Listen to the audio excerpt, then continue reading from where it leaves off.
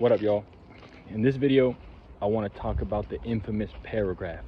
Um, I've sometimes heard it said something like that. It's kind of like a joke, but the infamous paragraph is basically when you're texting with a woman and she starts to pull back, or she becomes more distant, or she starts to, basically maybe ask you to define the relationship or something like that, or something just makes you anxious because you're not sure about what's going on. So you kind of vomit all your feelings out in a paragraph to the woman. And I will tell you that even if you know not to do this, it's likely that you will end up doing it, and it's really hard not to, right? And I've done it before. And basically why it's bad on for numerous reasons.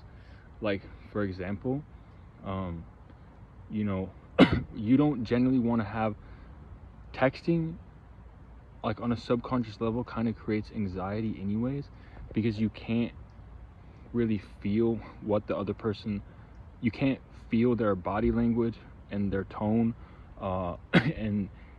and it almost causes anxiety, and it actually kind of creates disconnection, right? Because you're texting and you're not actually feeling that person out. So if you ever need to define the relationship with a woman, like, one thing you want to do is say, like, I refuse to have this conversation over text. I feel like this is a conversation that should be had in person, right?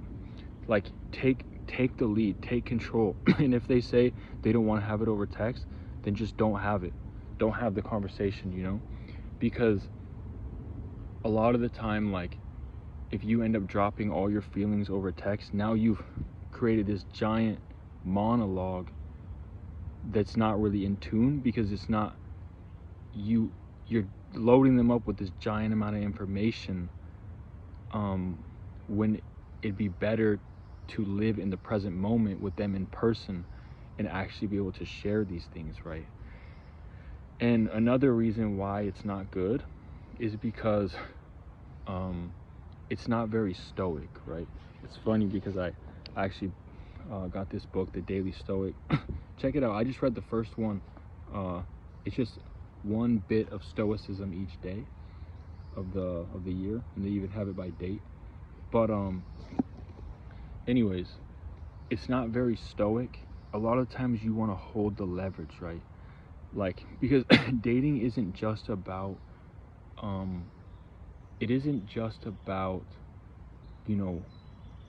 whether the people are attracted to you or whether you guys appreciate each other's qualities.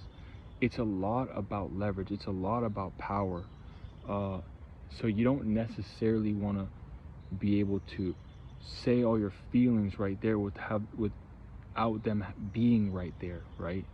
And the other thing is that if you're going to talk about it, I think sometimes excuse me, I got really bad allergies. It's better to just ask them, like, to ask them what, either wait it out, if they're not texting you back or whatever, but, like, don't panic. If they do start if you do want to know something about them, just ask them, oh, so what have you been feeling? What's been going on? If maybe they say, oh, I'm not so sure about us, don't start panicking and just writing all your feelings. I appreciate you because of this. I would never hurt you. I would treat you well. I want you to be my girlfriend. Like, don't start doing this, because a lot of the time, if they're already uncertain about you, you're actually dropping all your feelings. I don't think is going to make them more certain, right?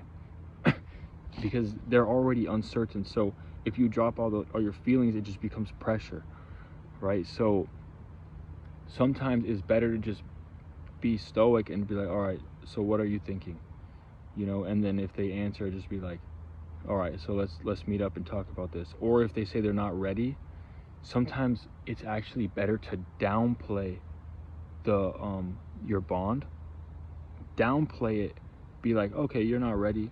Well, that's totally fine. We're just hanging out. We're just getting to know each other. We're just taking our time, because if that person says they're not sure, they want you to, they want you essentially to downplay the strength of the relationship so that they can feel comfortable, right? So it's not generally good. And like a lot of women, you have to understand they're not the leader, so they will almost do things to purposely have you spill all your emotions, and then they'll run away with it, because you have to understand, even in the Garden of Eden, right, Eve ate the fruit, right, and then shared it. Excuse me, Adam didn't stop Eve. Adam had the opportunity, right, to say, no, we're not going to eat the fruit, but they ate it anyways. And the same way is with dating. If you're a man, you have to be the one that stops a woman from running away, right, from the relationship, from getting scared. And you have to understand that they will almost try to get you to spill all your emotions, and then they'll get scared and leave. I don't exactly know why women do this, but it's like, I don't know how to explain it, but maybe they're not trying to do it, but it's almost like they don't let you know. They're not going to let you know, hey, now is not the time to confess your feelings. They're not going to necessarily let you know that. And so often what can happen is that you do it at the wrong timing, right? Especially like maybe after you had a first kiss, like sometimes you just want to let it be. Because if you start believing, like sometimes people don't want to know that the relationship dynamic has suddenly changed because you kissed or because you held hands. If they feel like every time they hang out with you, or every time you guys reach a certain milestone, like kissing, holding hands, going out on a dinner date, maybe some people are more comfortable with feeling like the relationship dynamic is changing, like you're getting more closer to a relationship. That's one thing. But you can also scare people away by immediately trying to get into a relationship with them right after you guys have a very bonding moment, right? But generally, I would say hold the power, right? Hold the power. Be like, yeah, I ain't gonna have this conversation over text. I'm not gonna do that. Like, I refuse that. This is a conversation that should be had in person. And then what happens is that, when you go have it in person, the words dissipate, right? You say the words and it's gone. It goes into thin air because you're verbalizing it. But when you text it, it becomes more concrete because it's stuck in their phone, and they can reread it over and over again and be like, oh my gosh, he likes me, I'm not ready for this. Oh my gosh, he likes me, I'm not ready for this. Like, yeah, of course, it's ideal that you just drop your feelings and they reciprocate. But you don't want to lose girls in this type of way. And also, it's like you always want to maintain power. Like when they're not ready for the relationship, just be calm. Don't speak, right? Don't speak, because you're giving up your cards. You're showing your hand. And you don't want to show your hand. And I think that this is even the case with securely attached women, right? Like, we're not in the days where the fathers and brothers would be there to help a woman, get into a relationship. Be like, all right, this is who you're gonna date, or I encourage you to go for him. Women are independent these days. They're living on their own, and they're the weaker gender, right? They're the weaker gender. Not in the sense that they don't have strength, but they're weaker certain ways where they can get scared a lot easier.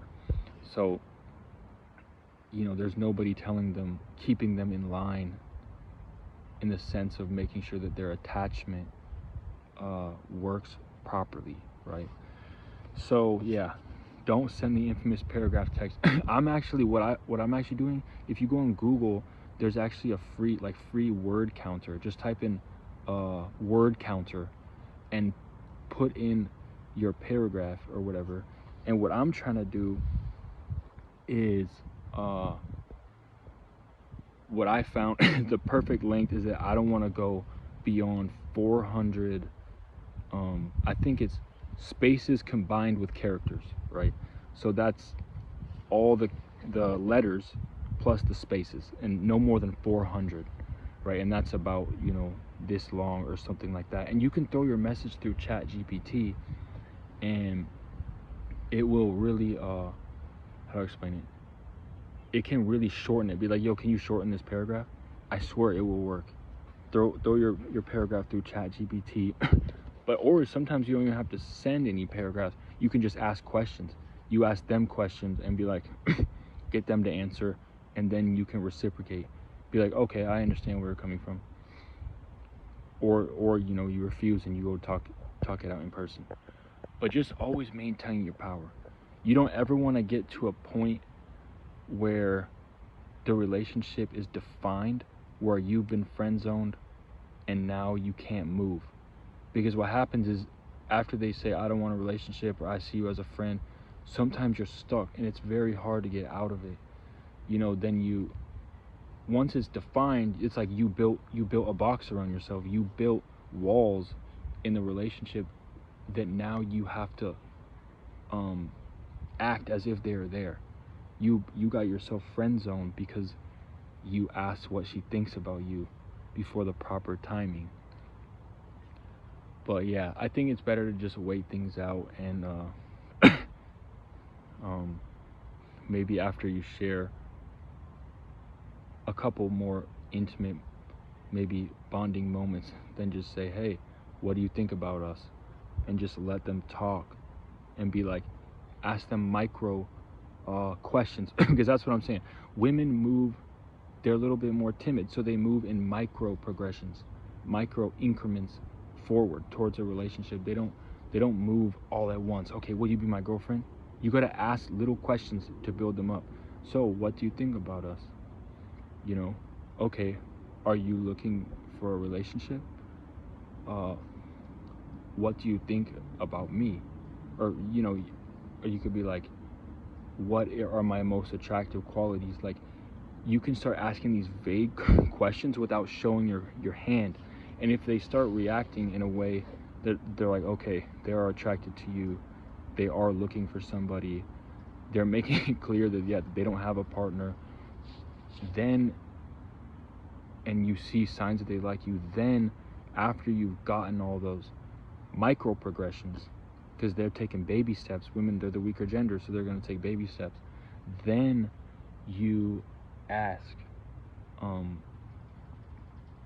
what do you think about us being exclusive? You don't even have to use the word boyfriend, girlfriend, because you have to understand that words, semantics, things can trigger different people. They can get a little bit nervous. So you can say, like, what do you think about us stopping dating other people? Like, that's one way that you can do it. But yeah, maintain your power.